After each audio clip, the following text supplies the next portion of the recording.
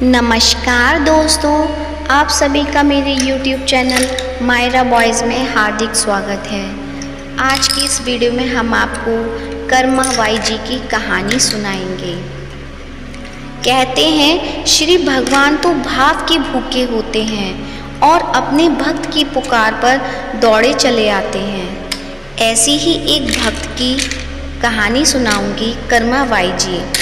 कर्मा बाई जी जगदीशपुरी में रहती थीं। वे भगवान को पूजने की रीतियों से अपरिचित थीं, परंतु अपने वात्सल्य और प्रेम पूर्ण भाव से नित भगवान को प्रातःकाल खिचड़ी का भोग लगाया करती थीं और श्री भगवान जी स्वयं प्रकट होकर भोग खाया करते थे। प्रभु के लिए उससे स्वादिष्ट भोग कुछ नहीं था। उनको तो कर्मा बाई की खिचड़ी मंदिर के 56 भोग से भी ज़्यादा प्रिय थी। कर्मा बाई जी संतों की सेवा किया करती थी। एक बार वैष्णव संत उनके यहाँ पहुँचे। आचार्य को उनका अरीति से पाठ पूजा करना ठीक न लगा। कर्मा बाई जी बिना स्नान व चौका बर्तन करे ही खिचड़ी बना रही थी, जो आचार्य के लिए अपराध करने जैसा था। उन्होंने बड़े दुखी मन से कर्मा बाई को सारी पूजा की शास्त्रीय विधियों का ज्ञान बताया कि भोजन पवित्रता से बनना चाहिए। उसके बाद कर्मा बाई जी ने संत के बताए गए उपदेश का पालन किया। स्नान आदि में ही कर्मा बाई को बहुत समय लग गया और भगवान उनकी अत्यंत स्वादिष्ट प्रेम पूर्वक खिचड़ी का इंतजार करके चले गए। श्री जगन्नाथ जी फिर उनके घर पर भोग पाने के लिए आए, पर तब वे चौका बर्तन साफ कर रही थी, इसलिए खिचड़ी बनाने में देर हो गई। भगवान को इंतजार करता देख कर्मा बाई ने जल्दी से खिचड़ी परोस दी, पर तब तक वो बहुत देर हो चुकी थी। इधर जगन्नाथ जी खिचड़ी ग्रहण कर ही नहीं रहे थे कि मंदिर से उनके लिए बुलावा आ गया। मंदिर का घंटा बजने लगा और भगवान बिना मुख साफ करे ही वह पूरा भोजन ग्रहण करे बिना ही चल पड़े। उनके मुख पर जूठन लगा देखकर पुजारी जी आश्चर्यचकित रह गए और उनसे पूछा, प्रभु आपके मुख पर खिचड़ी कैसे? कहिए आप कहाँ से खिचड़ी खाकर आए हैं?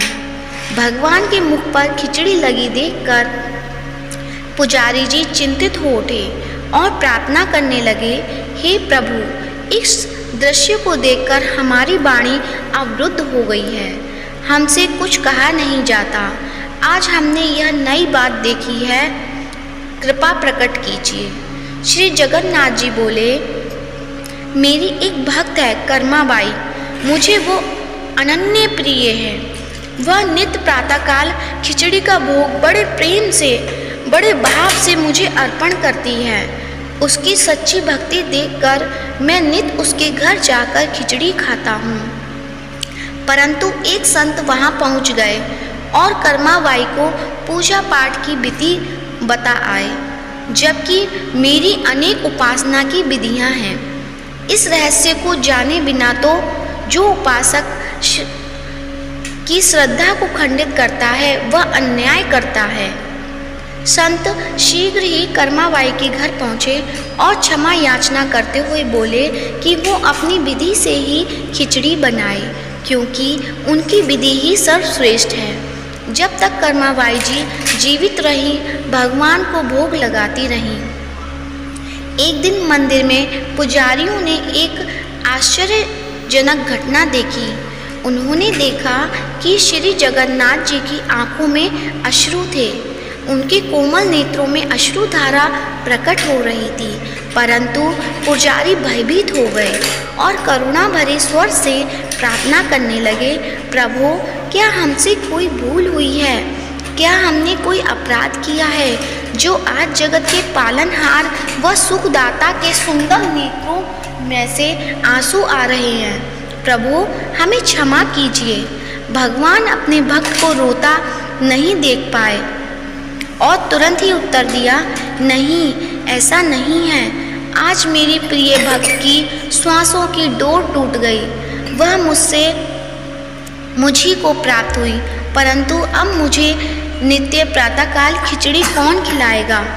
तभी से वहाँ के राजा की आज्ञा से आज भी प्रातःकाल 56 भोग से पहले श्री जगन्नाथ जी को कर्माबाई की खिचड़ी के नाम से भोग लगाया जाता है।